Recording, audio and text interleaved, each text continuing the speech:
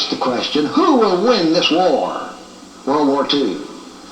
And then it asked the question in terms of these famous leaders. Churchill of England, and then it had a question mark.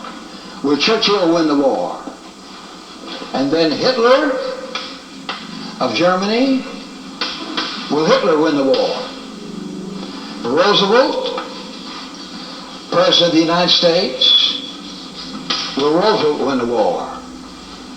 And then Il Duce, I-L-D-U-C-E, that's the name that was commonly used in Italian for Mussolini. Will Il Duce win the war?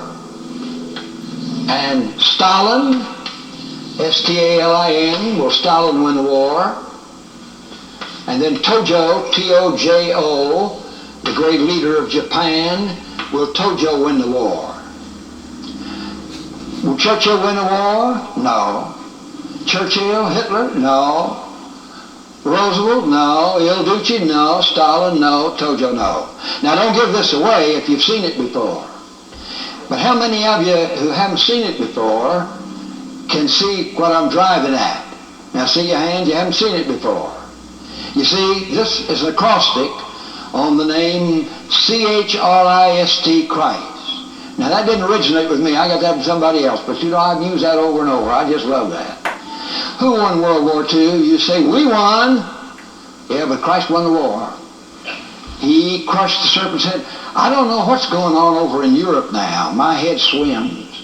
And Gorbachev, really, he just makes my head swim. I just don't know about that man, what he's doing. But I know this. Christ is going to win the war in Russia.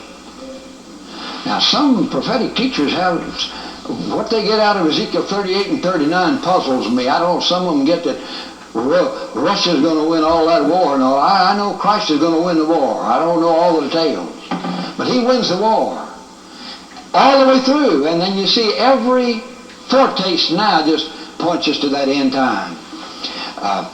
When we came towards the end of World War II, Hitler kept coming out in print and saying, Germany has a secret weapon. We're going to have that secret weapon pretty soon, and we're going to win the war. I thought he was just talking to hear his head roar. And I thought, no, he's just lying. We found out later on he wasn't lying. Germany came that close to having the atom bomb before we had the atom bomb. And if it had the atom bomb, I wonder if any of us would have been here today. See what I mean? But God says to the devil, thus far and no farther. Says it all the way through. He also says it in your life and in my life. Guess it would be further. What's the difference between farther and further? Farther is in distance, and further is in procedure. I know that. Sometimes I'm not sure whether it's distance or procedure. But, for instance, you said, let's go farther in this meeting. No, further. Further in procedure. Farther in distance. Excuse me, I was just showing off a little bit. But we nearly always want to try to show off and make a mistake about it, and that's very good too. But who won the war? Boy, you say, Germany came that close to having the atom bomb. That close. But thank the Lord they didn't get it. No, sirree, God crushed the serpent's head and gave us the victory in World War II. I don't know whether we're going to have World War III or not. A lot of people are talking about it. You say if it does, it'll be different because everybody will be blown up.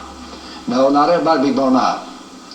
Yeah, I know that because I think the Bible shows clearly that many people will be living on earth when Jesus comes again. I think that's clear. And therefore, you're never going to have an atom bomb or a hydrogen bomb that's going to kill everybody. Because many people are going to be living on earth when Jesus comes again. But I know this, Christ is the victor. He wins the war. All right, now that's what you have all the way through Scripture. Partial, temporary victory for the seed of the serpent. Final, complete victory for the seed of the woman, for Jesus Christ and his followers. Notice the important principle in the